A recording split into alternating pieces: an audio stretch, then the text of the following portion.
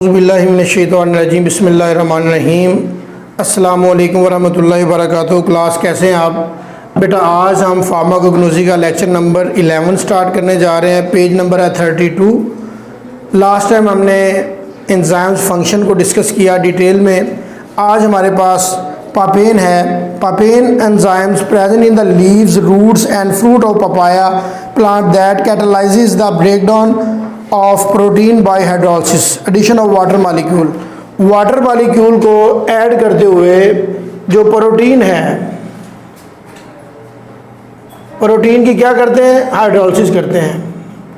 Hydrolysis का मतलब आपको जानते हैं कि प्रोटीन को तोड़ते हैं। और पापेन जो है ये एक एंजाइम है जो पपाया में यानी पपीता जो है उसके पत्तों में, उसके जड़ों में और फ्रूट में पाया जाता है। It is obtain from the leaves, roots and fruit of the papaya plant. Colour क्या है? It has amorphous light whitish colour powder जो है ये अमॉर्फस लाइट वाइट कलर का पाउडर टाइप होता है। और solubility, it is easily soluble in water but insoluble in alcohol, ether and acetone. Alcohol, ether और एसीटोन में ये इनसॉल्युबल है और वाटर में रेडिली सॉल्युबल है। मॉलिक्यूलर वेट की बात करें, the pure crystalline enzyme papain has a molecular weight of 21,000। Uses की बात करें, papain is use in biochemical research involving the analysis of proteins. Protein को चूँकि तोड़ना होता है तो उसको एनालिसिस करना है, उसके लिए ये यूज़ होता है। टेंडराइजिंग ऑफ मीट, मीट को टेंडराइज करने के लिए। Clarification of beverages, soft and hard drinks की क्लैरिफिकेशन के लिए। उसके बाद papain is use in enzyme action cleansing agents for soft contact lenses. जो कॉन्टैक्ट लेंस है उनको साफ करने में ये यूज़ होते हैं। It is use to remove the protein molecules को रिमूव करने के लिए इस्तेमाल होते हैं। It is also used in toothpaste, cosmetics and in preparation of various remedies for indigestion, ulcers, fever and swelling.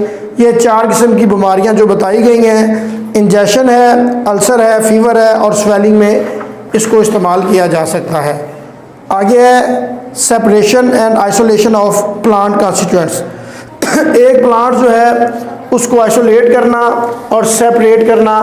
एक प्लांट में क्या क्या होता है आमतौर पर? अगर हम एक प्लांट की बात करें तो प्लांट में क्या है? लीव्स, स्टेम, उसके बाद क्या होते हैं? Roots.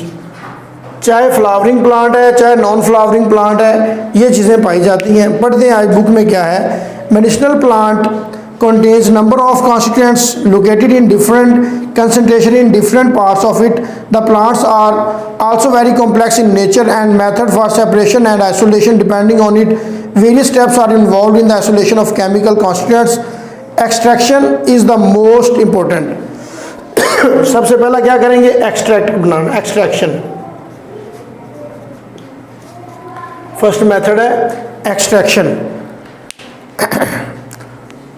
of any compound. The solvent used for the extraction is based on the polarity of the active constituents. Different solvent systems are available to extract the bioactive compound from the natural products. तो कोई भी solvent जो है आप जो plant पे depend करता है एक्सट्रैक्शन के लिए इस्तेमाल करके, उससे आप जो एक्टिव कॉन्स्टिट्यूएंट है उसको सेपरेट कर सकते हैं। Once extract is prepared, separation techniques जैसा कि chromatography is use for further separation of active constituents. हमने क्रोमेटोग्राफी पढ़ा हुआ है।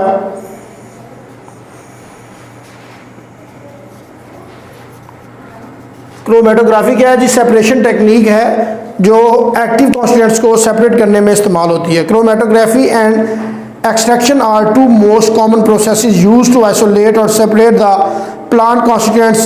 We will discuss these two processes in detail. पहला एक्सट्रैक्शन है, दूसरा क्रोमेटोग्राफी है। तो सबसे पहले जो डिस्कस करने जा रहे हैं हम, एक्सट्रैक्शन क्या है? The compounds are separated on the basis of relative solubility. Extraction में हम सोलिबिलिटी पे, SOLUBILITY, सोलिबिलिटी पे एक्सट्रैक्शन हम करते हैं। और chromatography on the basis of polarity, on the basis of POLARITY। आज हम जो डिटेल में पढ़ने जा रहे हैं वो क्रोमेटोग्राफी है। Is a process of chemistry in which mixture of different compounds is separated on the basis of their relative polarity difference। Application chromatography की कहाँ है फार्मेसी में अगर हम देखें, number 1 it is involve in the separation of different protein molecule. हम पहले पढ़ चुके हैं प्रोटीन को हमने जब तोड़ना है तो पापेन हमने यूज़ किया, तो इस तरह से ये भी इसकी सेपरेशन में यूज़ होता है। It is also involve in the separation of different pharmaceutical chemicals, जो फार्मा इंडस्ट्री में डिफरेंट केमिकल्स यूज़ होते हैं उनकी सेपरेशन में भी इसको इस्तेमाल किया जाता है। Chromatography is also use to separate different tissue and biological fluids. मुख्तलिफ टिश्यूज़ को, आपको पता है हमारे बॉडी में मुख्तलिफ टिश्यूज़ हैं, जैसे कि एपिथेलियल टिश्यूज़ हैं हमारे पास, कनेक्टिव टिश्यू हैं हमारे पास, उसके बाद हमारे पास नर्वस टिश्यूज़ हैं, तो कार्डियक टिश्यूज़ हैं, इनको सेपरेट करने में ये यूज़ होता है। It is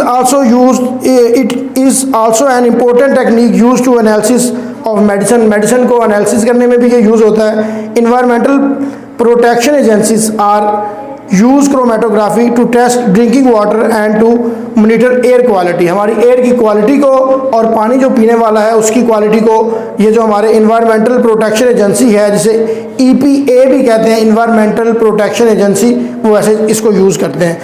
ion exchange chromatography separates compounds based on net surface charge. तो हम आयन एक्सचेंज क्रोमेटोग्राफी को भी इस्तेमाल करते हैं।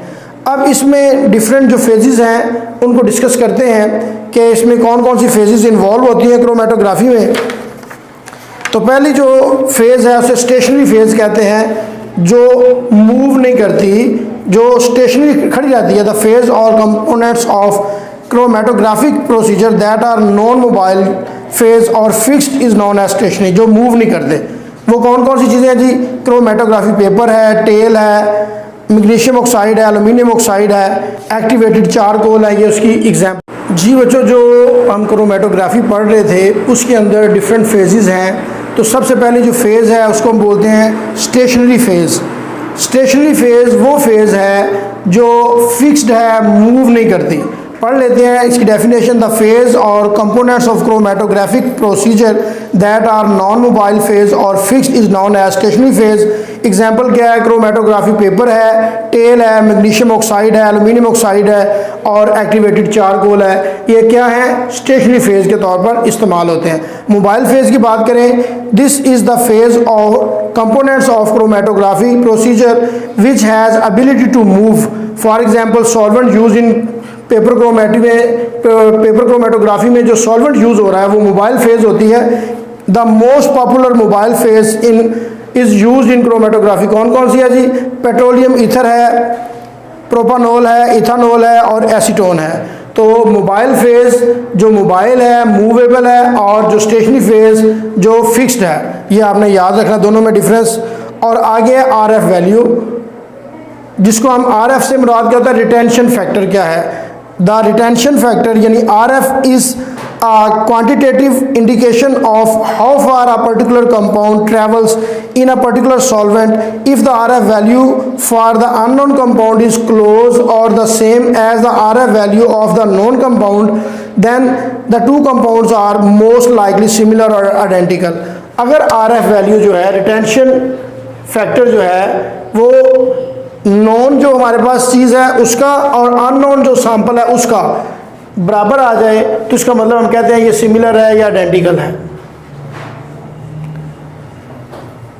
We can say that RF value is the ratio between the distance covered by any substances to the distance covered by mobile phase.